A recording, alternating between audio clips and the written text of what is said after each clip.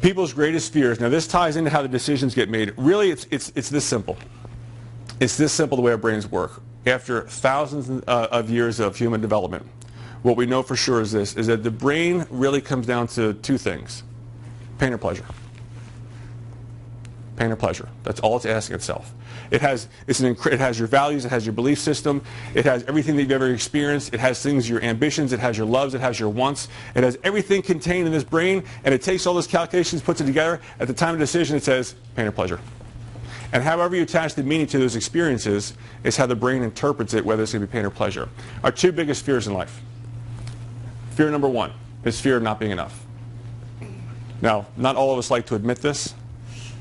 Especially if you're masculine men in this room, you never like to admit that you're not enough, but it's a fear that all of us have. No matter what you do, everybody on some level, the fear that really scares them to death is not being enough and being exposed for it. The next one is losing love of others. This is really when you break down what your deep core issues are with children, your deep core issues are with employees, deep core issues are with loved ones, with relatives.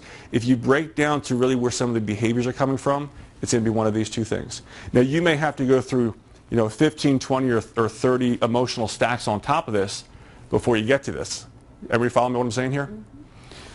If you come to the table and you clear your mind and you can get crystal clarity with people, you get crystal clarity with people when you recognize that these two things are what's underlying the fear of all people. Because what allows you to do is find a higher intent for somebody. I had a couple talk to me, and the husband is outrageously jealous to the point where he had to come in and meet me in this office. He did not want his wife anywhere near this office. He emailed me online and said, hey, I get that, let's have a face-to-face, she needs the care. This, I'm not that type of person. There's nothing here for you to fear. You know what his highest intent is? His biggest fear, first of all, is, what do you think his biggest fear is? Being enough. Not being enough. Not being enough. And when we dug a little bit deeper, the poor guy just lost a job 8 months ago. So he's making incredible money before, incredible status at work. He lost a job.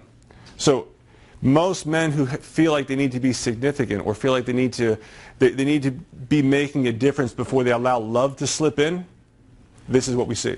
Now, if I was just a total jerk and this guy was coming at me and you didn't recognize the highest intent, do you think we would have ever been able to build rapport from there? So it was a good example. I really enjoyed it. I mean, I don't like calling people out sometimes, but this is what coaching is about. It's about finding out where, maybe your beliefs are no longer serving you. How many people in here have ever been 21?